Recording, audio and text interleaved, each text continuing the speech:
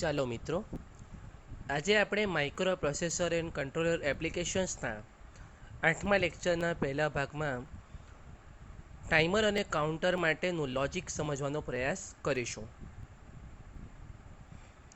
After completion of this session, student will be able to describe the working of timer or counter, use the control logic of timer or counter.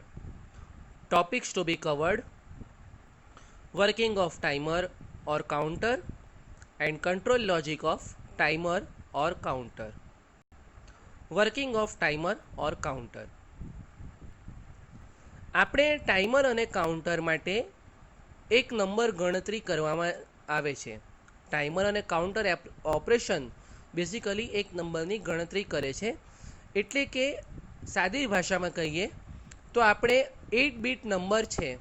જો 8 bit timer કાઉન્ટરની વાત કરીએ તો એક 8 bit number load કરવાનો હોય છે, જે timer અને કાઉન્ટર ઓપરેશન માટે વાપરવામાં આવે. તો આ નંબર કયો હોય? અહીં લખેલું છે, પહેલા શબ્દો વાંચીએ. This 8-bit data is a number which comes after adding 1 to the number which we get after subtracting the required time from the maximum possible count. અને બિલકુલ શાંતિથી સમજીએ. અહીં સંદર્ભમાં સમય લેવામાં આવેલ છે. અહીં એક પલ્સ માટેનો સમય ગણેલ છે, જે આના પછીની સ્લાઇડમાં આપણે સમજીશું. પણ હાલ પૂરતો આપણે આ ઓપરેશન માત્ર ડેસિમલ ઓપરેશન માટે સમજીએ. આ શું કહેવા માંગે છે કે તમારે જે પણ નંબરની ગણતરી કરવી હોય તો મેક્સિમમ નંબરમાંથી એ નંબર બાદ કરો, જે નંબર મળે એમાં +1 એડ કરો, એને પ્રીસેટ કરો, પછી 1 ઇન્ક્રીઝ કરો, 1 બાય 1 ઇન્ક્રીઝ કરો, ઇન્ક્રીમેન્ટ કરો, અને પાછું જ્યારે 0 સેટ થાય તો તમારું ટાઈમર અથવા કાઉન્ટ ઓપરેશન પૂરું થાય. આપણે સમજીએ આને. ધારો કે આપણે ગણતરી કરવી છે 33 નંબરની, અને આપણું જે કાઉન્ટર છે એ કાઉન્ટર લેટેસ્ટ છે કે 0 થી 99 ગણે છે. 99 પછી મેક્સિમમ પાછું 0 આવી જાય છે. આવી રીતે આપણે 33 ગણવા છે. તો આપણે શું કરવું પડે આના પ્રમાણે કે સૌથી પ્રથમ મેક્સિમમ નંબર જોવો પડે. આપણો મેક્સિમમ નંબર લેટેસ્ટ છે 99 છે, તો 99 - 33 આપણને 66 મળે. હવે ઉપર કીધું છે એ પ્રમાણે મેક્સિમમ નંબરમાં +1 એડ કરો, એટલે કે 66 + 1 67 થાય. એટલે કે 67 હું પ્રી સ્ટોર કરું તો 67 કઈ રીતે ગણાશે? 0થી શરૂઆત થશે ગણવાની. તો 0થી લઈને 66 સરવાળો કરો તો 66 થાય, પરંતુ ટોટલ ચેન્જ થયા 67, 0થી લઈને 66 સુધી. તો 66 તમે પ્રીસેટ નંબર તરીકે વાપરો છો. ત્યારબાદ ગણતરીની શરૂઆત થાય છે. અને તમે શું કરો છો ગણતરીની શરૂઆત માટે? તમે ગણતરી ચાલુ કરો છો. 67 તો સ્ટોર છે, +33, એટલે કે 33 એડ થાય ત્યારે શું થશે? તમારું 99 ડિજિટ મેક્સિમમ આવશે અને પાછું 0 પર પ્રીસેટ થશે, કારણ કે આ 67 છે. તો આ 99 થી 1નું ટ્રાન્ઝેક્શન, એટલે કે 00નું ટ્રાન્ઝેક્શન, એટલે કે મેક્સિમમ કાઉન્ટથી 0નું ટ્રાન્ઝેક્શન ગણતરી પૂરી કરે અને ફ્લેગ સેટ થાય. તો આ પ્રમાણે આ લોજિક એવું કહેવા માંગે છે કે જે પણ નંબરની ગણતરી કરવી હોય મહત્તમ નંબરમાંથી એને બાદ કરો, +1 એડ કરો અને ગણતરીની શરૂઆત કરો. જ્યારે તમારા મેક્સિમમ ડિજિટ આવી જાય અને પાછું 0 ઓપરેશન ઓવરફ્લો થઈને સેટ થાય તો તમારી ગણતરી પૂરી થઈ. અહીં આપણે ટાઈમ પીરિયડ ધ્યાનમાં લઈશું. પાછળ એક બીજો સરળ એક્ઝામ્પલ લઈએ.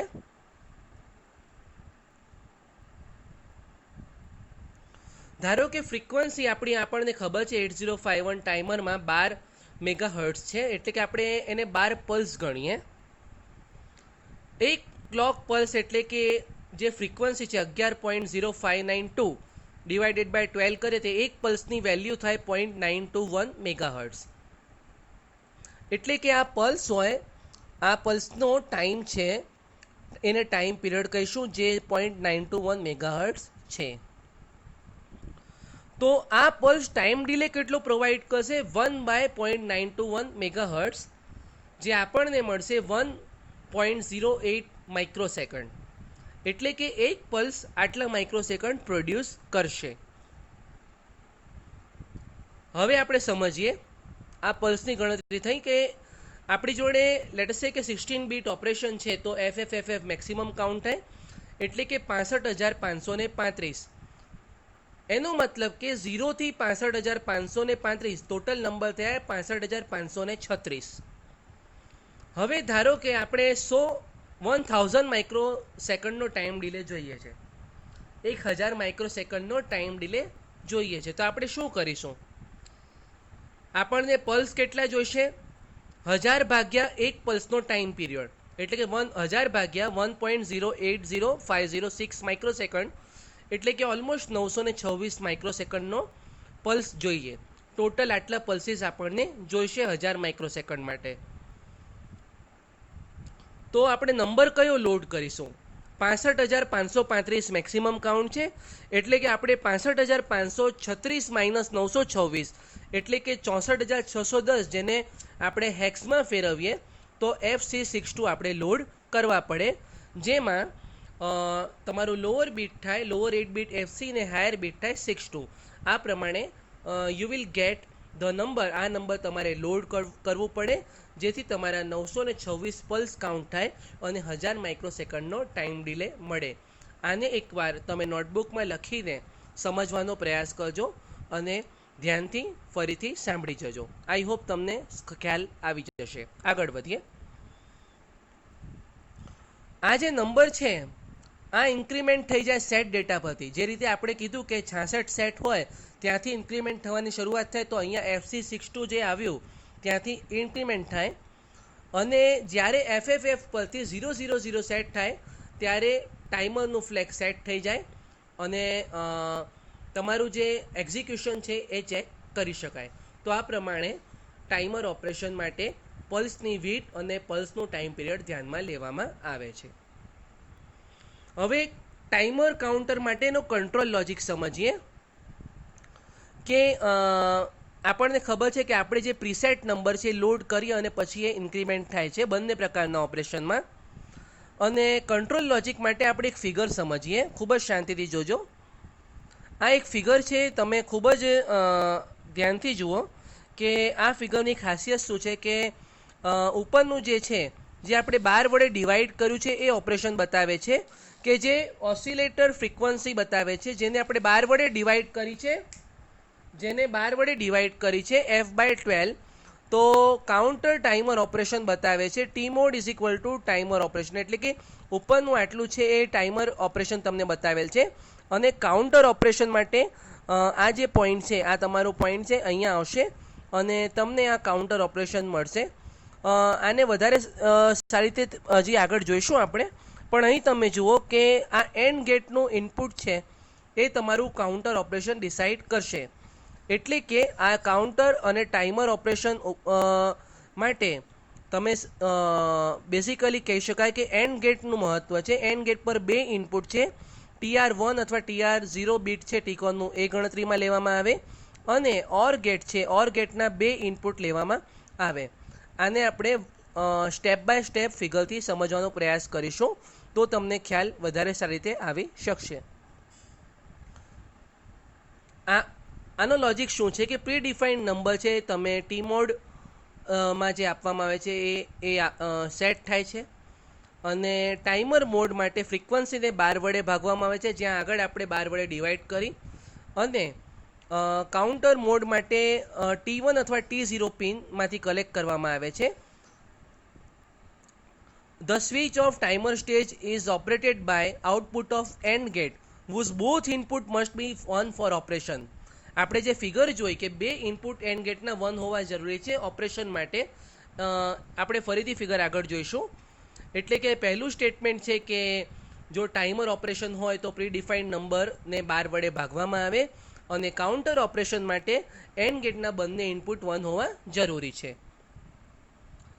First input is TR1 or TR0. જે આપણું ટીકોનનું TR1 અથવા TR0 છે, TR1 આપણું ટાઈમર 1 રન માટેનું ફ્લેગ છે અને TR0 ટાઈમર 0 રન માટેનું ફ્લેગ છે.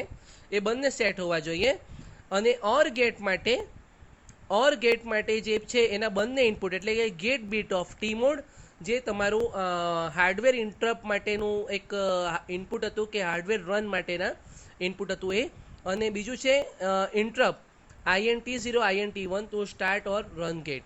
એટલે કે આ બંને ઇનપુટ માંથી કોઈ પણ ઇનપુટ હોય, હાર્ડવેર ઇનપુટ અથવા ઇન્ટરપ્ટ અથવા સોફ્ટવેર ઇન્ટરપ્ટ, બંનેમાંથી કોઈ પણ એક ઇન્ટરપ્ટથી ઇનપુટ મળી શકે.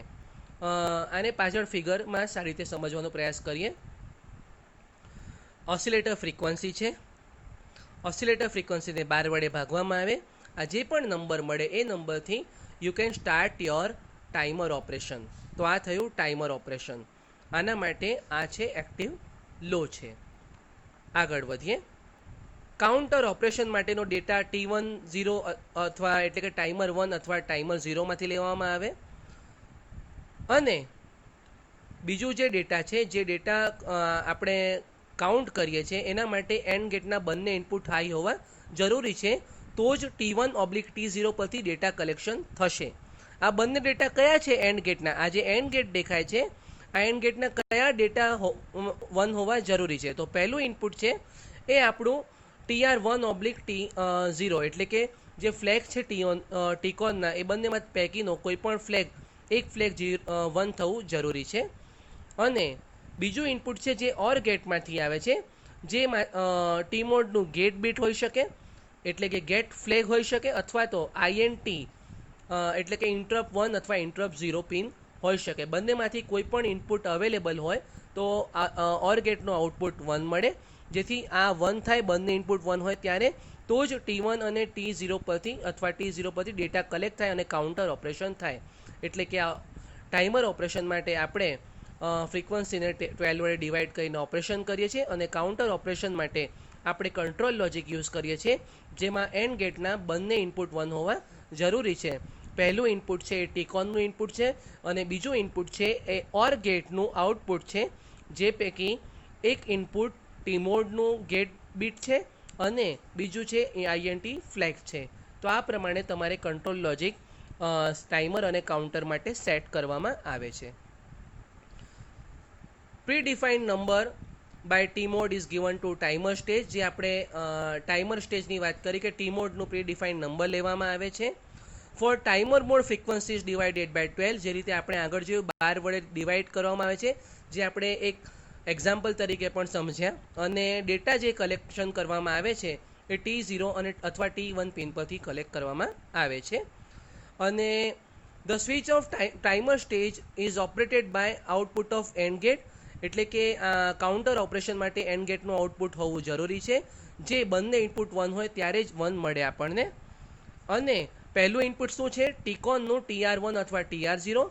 અને બીજું ઇનપુટ છે એ તમારું ગેટ બીટ ટી મોડનું અથવા INT0 અથવા INT1, બંને પૈકીનું કોઈ પણ એક ઇનપુટ 1 હોય તો ઓર ગેટનું આઉટપુટ 1 મળે. જેથી આ અને આ ટીકોનનું TR1 TR0 અથવા નીચેના બે પૈકીનું એક બંને ઇનપુટ કમ્પલસરી 1 હોય તો જ તમને એન્ડ ગેટમાંથી 1 મળે, અને you can have the counter operation. આ કાઉન્ટરનું લોજિક છે. શાંતિથી ફિગર ડ્રો કરજો અને ફરીથી સમજવાનો પ્રયાસ કરજો. આજે આપણે શું જોયું? વર્કિંગ ઓફ ટાઈમર કાઉન્ટર સમજ્યા આપણે, અને કંટ્રોલ લોજિક વિશે થોડોક સમજવાનો પ્રયાસ કર્યો. આશા છે તમે આને સમજી શકશો, અને ફિગર દોરીને લોજિકને સમજવાનો પ્રયાસ કરશો તો વધારે સારી રીતે ખ્યાલ આવશે. Thank you and keep learning.